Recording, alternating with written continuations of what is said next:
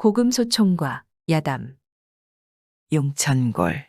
땅 좋고 물 좋고 인품 좋은 내 고향은 봉황이 짝을 지어 날아들고 산과들엔 꽃향기 그윽하여 선관선녀의 구름 타고 하강합니다. 이곳에 용천이라는 산골 마을이 있으니 용천이라는 그 내력을 알아보겠습니다.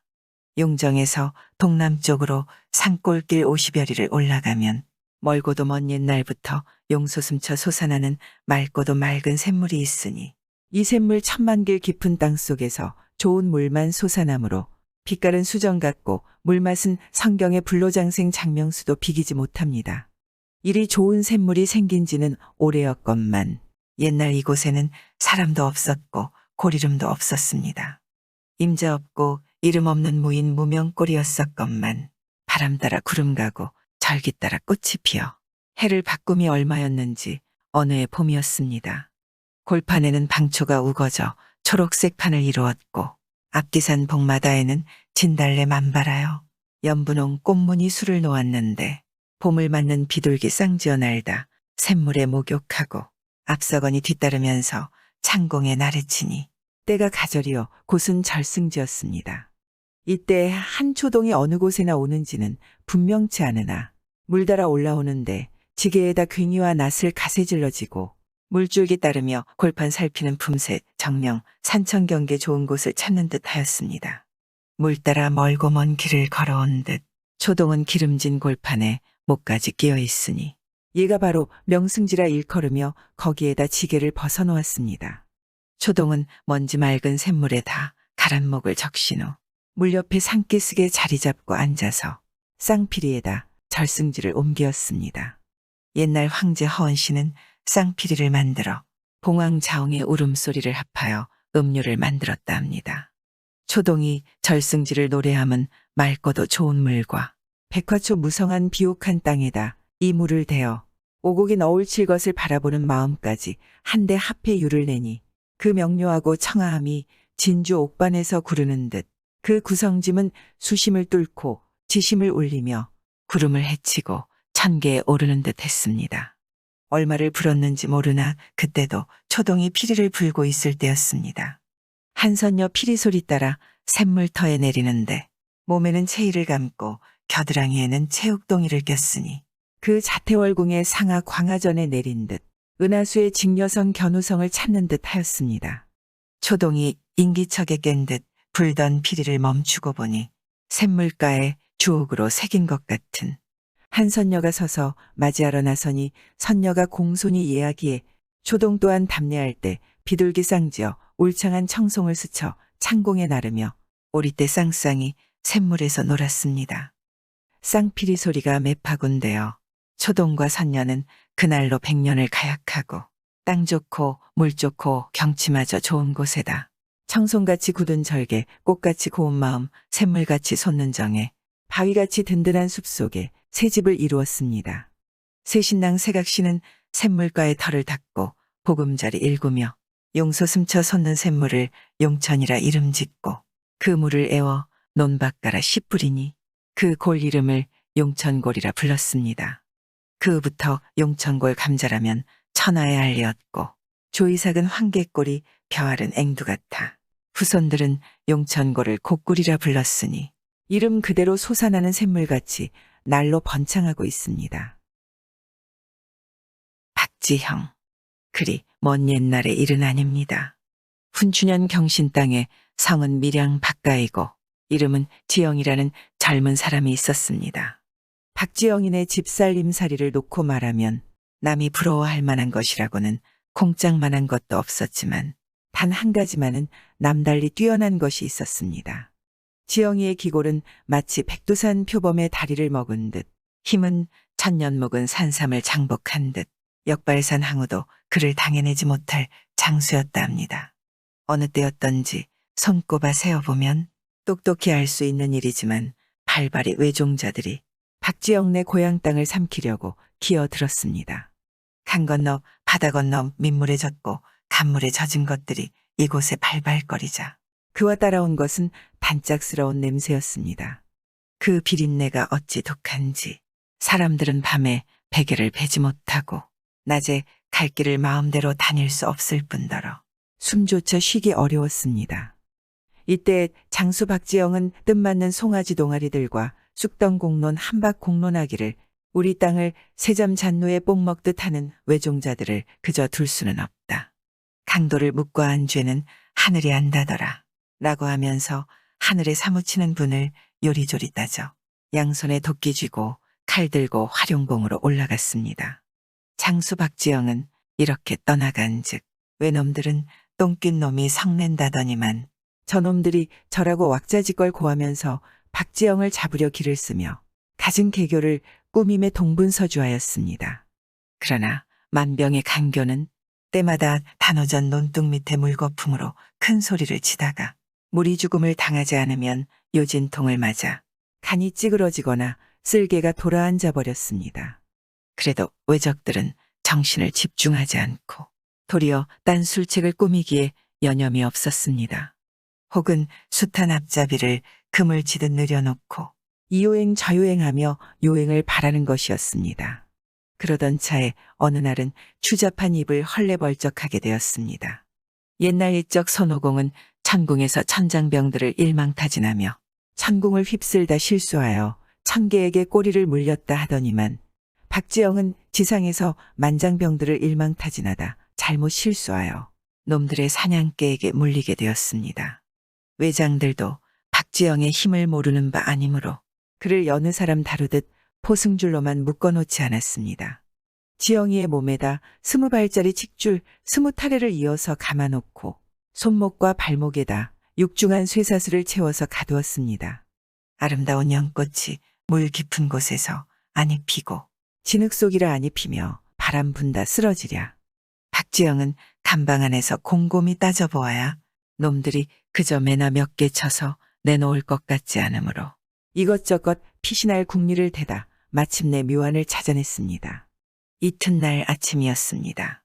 간수놈이 창문으로 아침인둥 만둥한 것을 들여보내고 돌아섰습니다. 밥그릇을 받아든 박지영은 엉거주춤하게 그것을 간방바닥에 내쳤습니다. 짤그랑하는 소리에 놀란 간수놈은 총을 꼬나들고 되돌아서며 무슨 일이냐고 소리쳤습니다. 그때 박지영은 밥그릇을 가리키며 밥 속에 무엇이 들어있다고 하였습니다.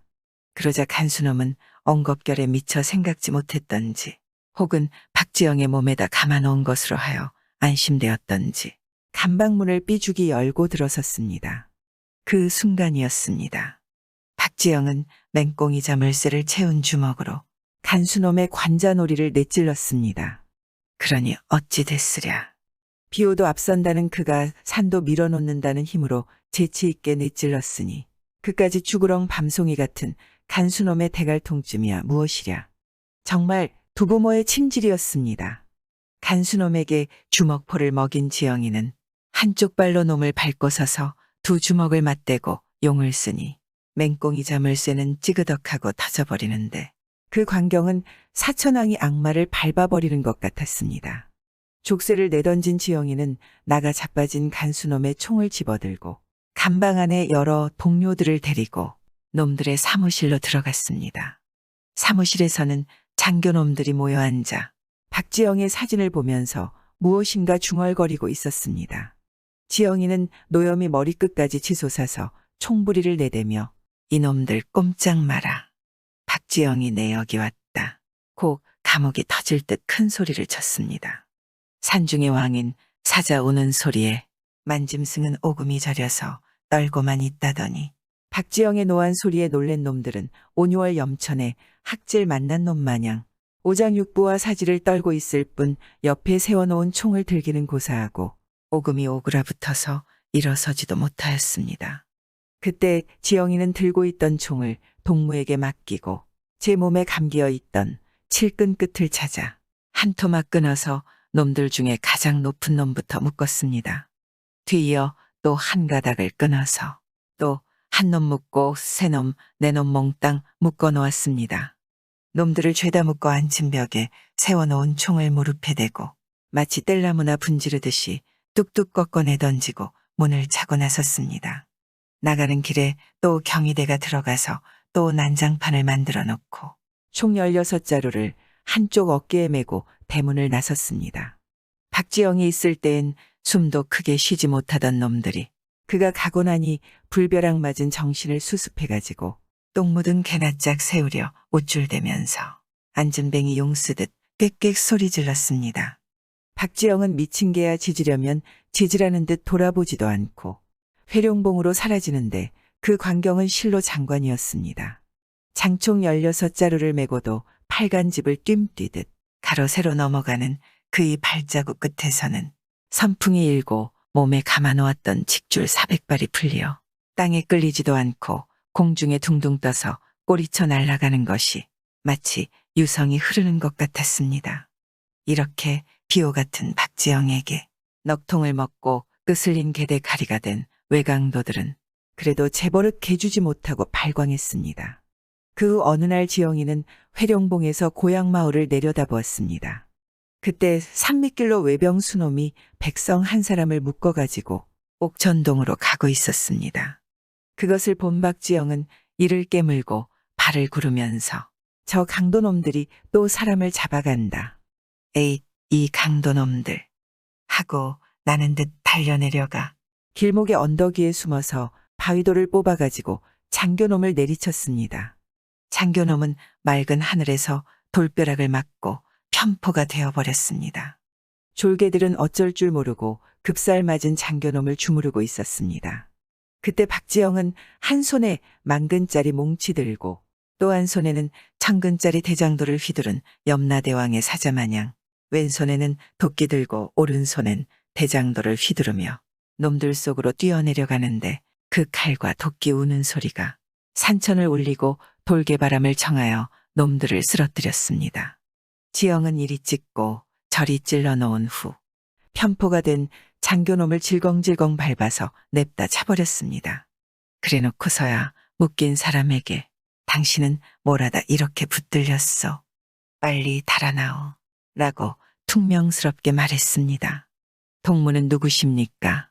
묶인 사람이 반문하였습니다. 난 외놈을 잡는 사람이요. 그럼 동무는 어느 부대입니까? 그는 인자하게 물었습니다. 부대.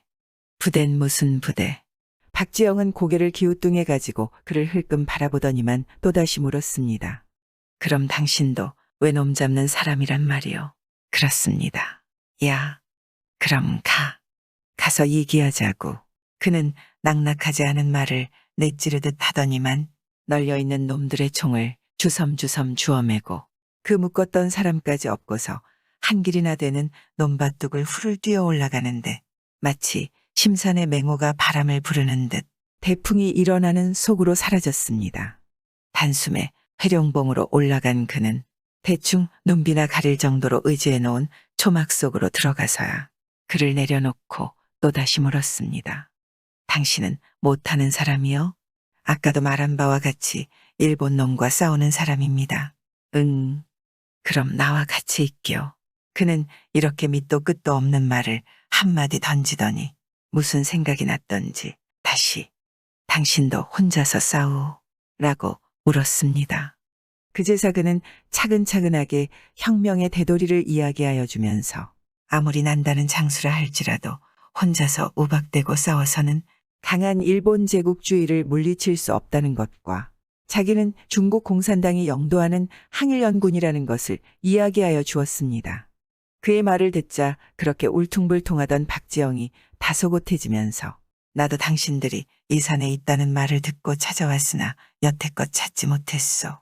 참 잘 만났소. 날 거기 데려다 가주오. 라고 간청하였습니다. 이로부터 박지영은 항일 부대와 연계를 맺고 후에는 항일연군으로 되었습니다. 박지영은 항일연군으로 된 후였습니다. 용에게는 구름이 따르고 범에게는 바람이 따른다더니 힘은 항우도 당치 못하고 날래면 비오도 따르지 못하는 박지영은 구름을 불러타고 바람을 일구어 신출기모라는 술이 생겨나서 외적들은 그 앞에서 9시월 낙엽 마냥 쓰러졌다 합니다. 봉선아, 봉선아야, 봉선아야. 담장 밑에 피지 마라. 담장근을 해가려서 붉은 꽃잎 곱지 않다. 이 노래가 불려지기 시작한 것은 지금부터 먼 옛적 아주 가물가물하게 먼 옛적의 일입니다. 그러나 지금도 이 노래는 불리우고 있으니 뒤우란 담장 밑에서만 피던 봉선화는 지금의 넓은 마당의 화원에서 빨갛게 피면서 아름다운 옛말을 전해주고 있습니다. 그 옛날 한 곳에 사방둘레 담장 안에 내기에 풍경 달고 동남풍에 월그렁절그렁하는 음관 자손네 집이 있었습니다. 날짐승도 날기 어려워하는 담장 밑 그늘에 한창 봉선화가 필 때 그 집 셋째 딸의 울음소리가 세상에 처음 났습니다. 그래서 부모들은 셋째 딸의 이름을 봉선화라 하였습니다. 명성 높은 가문에 봉선화가 태어날 때 행랑아범의 집에서도 아기의 첫 울음소리가 났으니 그 애는 다같이 인간 세상에 태어났건만 곱고 귀중한 사람이 아니라 더럽고 추한 구렁이었습니다. 그래도 행랑어멈은 그것이 제 탯줄을 타고난 자식이라 아랫목 한 구석에 거적을 덮어놓고 고이 길렀습니다. 하루 가고 이틀 지나 달 가고 해 바뀌면서 점점 자라나니 구렁이는 애비엄이 일나간 틈을 타서 봉선 안에 뒤울 안에 들어가 봉선화꽃 속에서 놀았습니다. 어느 날이었습니다. 대감네 큰딸이 와서 이 집에서 아들을 낳았다 했다더니 어떠냐고 묻기에 아랫목에 거적으로 덮어놓았다고 하니 그것을 보자 침을 뱉으며 애고 더럽게도 구렁이를 낳았구만 하고 달아났습니다. 둘째 딸이 또 와서 보더니 역시 침을 뱉고 달아났습니다. 봉선화의 두 형들은 구렁이를 더럽다고 침을 뱉고 달아났으나 한날 한시에 난 것이 연분이 되었는지 봉선화만은 저를 나부시하고는 애국 구렁동동 서선비를 낳으셨구만 라면서 돌아갔습니다. 그 후 매일 같이 구렁이와 함께 담장 밑에서 꽃놀이를 하였습니다. 이렇게 하루 이틀 지나면서 그들은 점점 자라고 정은 더욱 깊어만 갔습니다. 세월은 물이 흐르는 것과 같아 어느덧 봉선화에게도 매파군이 드나들기 시작하였습니다. 그러자 구렁이가 어미를 불러 하는 말이 봉선화에게 청혼을 가보라고 하는 것이었습니다. 어머니는 아이고 이 자식아 우리가 어찌 그런 댁에 청혼을 하겠느냐. 내가 그 꼴을 해가지고 제 명대로도 살지 못하려고 환장을 했느냐 라고 하였습니다. 그래도 구렁이는 열길 물속은 들여다보아도 한치 사람 속은 알 수 없으니 가보아 달라고 자꾸만 졸랐습니다. 어머니는 하는 수 없어서 대감집 마님을 찾아서 마님 하고 불렀으나 뒷말이 나오지 않아서 자리가 심한 쥐어 뜯다나니 죄 없는 자리만을 반입히나 뜯고 돌아왔습니다. 돌아오자 구렁이는 어머니 뭐라고 합디까 하고 물었습니다. 예, 말도 마라. 입이 떨어지지 않아서 애매한 자리만 반입히나 뜯어놓고 돌아왔다. 어머니의 말을 듣자 구렁이는 길고 자른 것은 재어보아야 안다고 하면서 또 가보라고 졸랐습니다. 어머니는 또 갔으나 아무리 해도 입이 떨어지지 않아서 마님 해놓고 이번에는 치마폭에 시로리를 하나 둘 뽑더니 치마 반폭을 다 뽑아놓고 돌아왔습니다.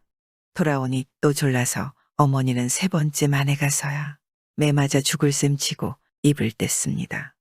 그런데 뜻밖에도 마님은 내 자네 이런 말 할 줄 알았네 하면서 꿈 이야기를 하였습니다.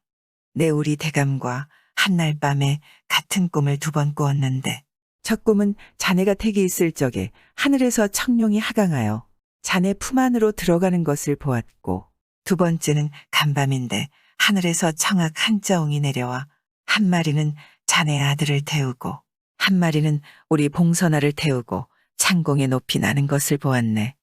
그래 오늘 길사가 있을까 하였는데 과연 자네가 청혼하니 내 이 모두 천원배 필로 하네 하면서 쾌히 승낙하였습니다.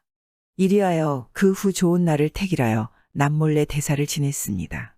대감집에서 이런 사위를 삼게 되니 명구스러워서 낯가리기 잔치를 대충 치렀지만 상방만은 굉장히 하여 노초 때에 대초부를 쌍지어 밝혀놓고 갖은 기물을 호화롭게 차려놓았습니다.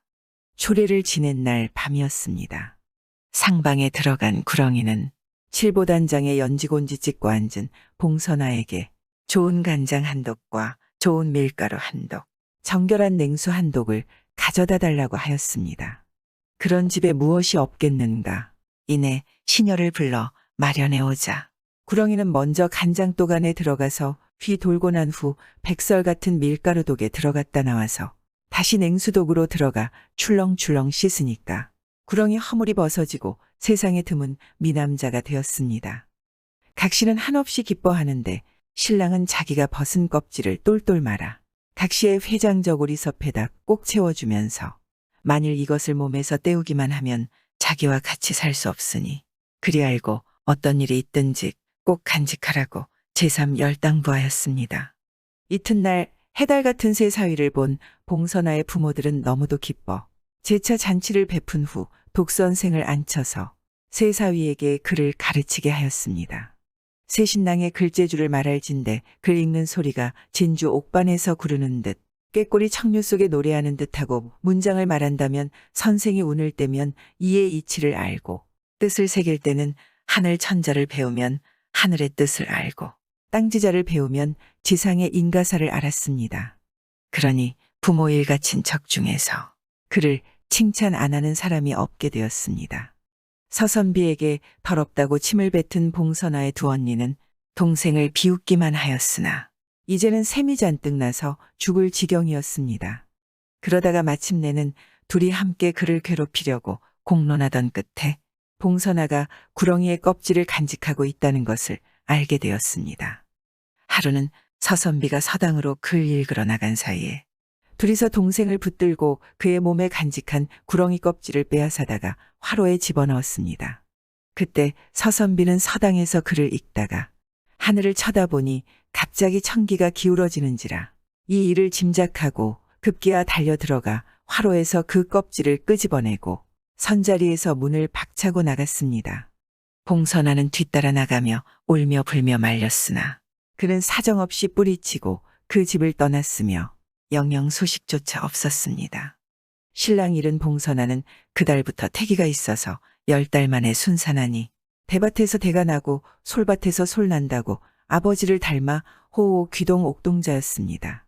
세월은 흘러올러 아이는 벌써 5살이 되었습니다. 그의 총명하기가 아버지의 혼을 타서 5살에 글을 읽기 시작하여 10살이 되니 벌써 모르는 글이 없게 되었습니다.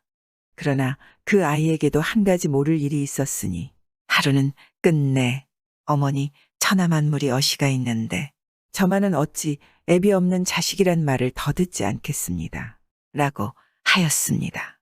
그야말로 아들을 볼 때마다 속심정이 타는 데다 이런 말을 듣고 보니 어머니의 타는 간장 어찌 다 말하겠습니까? 그렇다 하되 이제는 아이도 철이 들어가는데 다시는 더 속일 수도 없는지라 지난 사실을 죄다 이야기하여 주었습니다. 전후 사실을 다 들은 아들은 모친께 하소연을 하였습니다. 제 부친이 세상 떴다면 모르오되 살아생전이라 하신다면 자식된 도리로도 어찌 부친을 찾지 않으로리까. 백난을 무릅쓰고 부친을 찾아뵈려 작정하였으니 모친께서 그리하시이다. 봉선아가 이 말을 들으니 못내 서선비를 그리던 마음 물목처럼 터지어 괴히 승낙하고 아들과 함께 떠날 작정을 하였습니다. 이리하여 모자는 정처 없는 길을 찾아 나섰습니다. 그들이 낮에는 길을 걷고 밤이면 인가를 찾아들어 복로방이건 처마미치건 밤이슬을 피하며 날을 새며 보낸 지 얼마인고 날도 가고 달도 갔습니다. 비 오고 바람 부는 날도 쉬지 않고 묻고 물으며 앞으로만 가고 또 갔습니다. 이러던 어느 하루 한 곳에 가니 벼모내는 농군들이 있었습니다. 봉선아는 농군들에게 물었습니다. 여보시오, 농부님네. 이 길로 구롱동동 서선비가 비루먹은 말을 타고 지나가는 것을 못 보았습니까? 농부들은 이 말을 듣고도 본체만체 머리도 돌리지 않고 그냥 벼모만 주르륵 심으면서 어디로 가는 손님인지 나달 먹는 사람이면 는모 한 뱀이 심어주소. 그러면 서선비 간 곳을 알려주오리다. 고 하였습니다. 봉선아와 그의 어린 아들은 이제까지 나달 먹고 잔뼈 굵었으나 벼모 쥐어보기는 난생 처음이라 힘도 들고 심을 줄도 모르지만 남편 찾고 아버지 찾을 것을 힘으로 삼아 는모 한 뱀이 닦고졌습니다. 그제야 농부들은 저 앞을 가리키면서 하는 말이 논뚝길 돌고 돌아 가물가물한 저 끝에 가면 목화반매는 기음군이 있을 터이니 그들에게 물어보시오. 라고 하였습니다. 봉선아는 지친 몸으로 아들을 데리고 한 발 두 발 옮기며 가물가물한 그곳을 찾아 걸었습니다.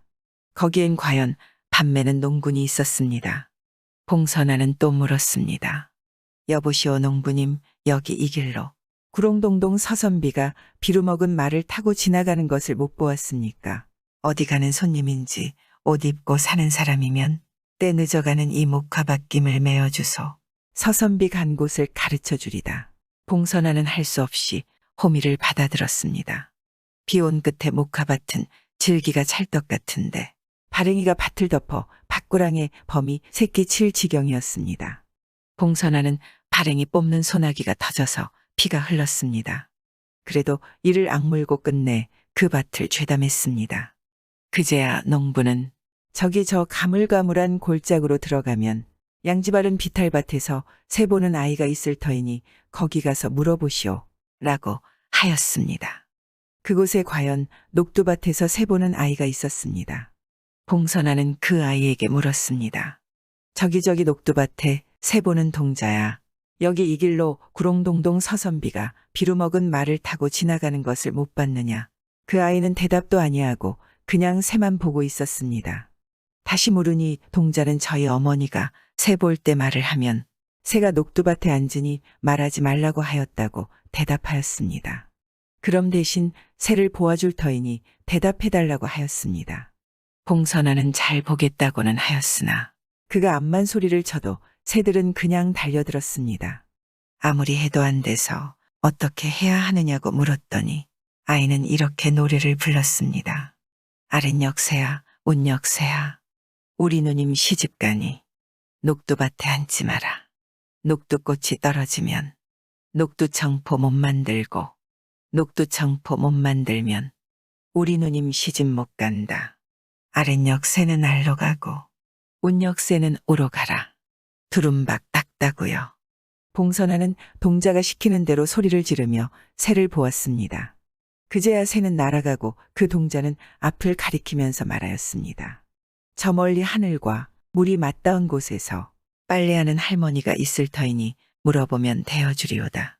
그곳에 가니 할머니가 백설같이 흰 빨래를 빨고 있었습니다. 할머니에게 물어보니 이 빨래를 다 빨아주면 가르쳐주겠다고 하였습니다. 봉선아는 손에 물 묻혀보지 않고 자랐지만 빨래하는 것을 본 일은 있은지라 있는 힘을 다해서 빨래를 했습니다.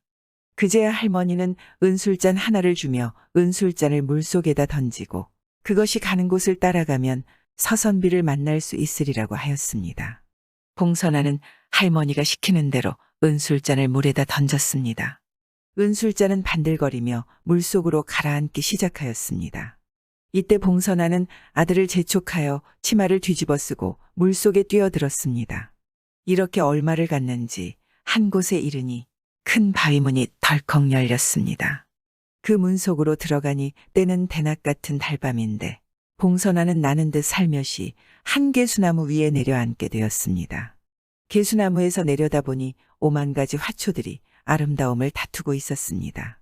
그 가운데 기와집이 풍경을 달고 집안에서는 글 읽는 소리가 울려나왔습니다.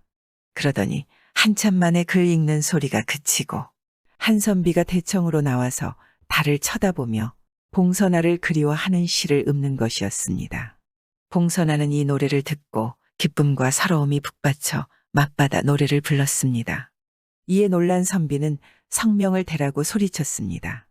그때 봉선아는 아들을 먼저 내려보내면서 아버지한테 인사하라 하였습니다. 아들이 가서 공손히 절을 하며 아버지 하고 그의 무릎에 엎드렸습니다. 서선비가 어리둥절할 때 봉선아가 가까이 가니 서선비는 버선발로 뛰어내려와 봉선아를 꽉 붙잡았습니다. 서선비는 그들 모자를 방 안으로 안내하였습니다. 서선비는 눈물겨운 전후사정을 듣고서야 꿈을 깬 것 같았으나 한 가지 걱정스러운 일이 생겨났습니다. 그것은 서선비가 머무는 동안에 그곳 여자들이 서선비를 사모하고 있었으므로 그들이 서선비를 곱게 놓아줄 리 없는 것이었습니다. 그리하여 서선비는 자기 선생에게 사정을 이야기하고 어찌할 바를 가르쳐달라고 하였습니다. 선생은 그의 말을 듣고 서선비의 아내 될 사람은 자기가 내는 수수께끼를 풀 수 있을 것이니 제주비김을 해서 이기는 사람을 서선비의 참다운 낭자로 정하라고 하였습니다. 선생이 그곳의 여러 여자들에게 수수께끼를 내자 봉선아가 그 답을 맞췄습니다. 이리하여 봉선아는 밤낮으로 사모하던 낭군 서선비와 검은 머리 팥뿌리가 될 때까지 희동락하였습니다. 구독과 좋아요, 알람 설정 부탁드리옵니다.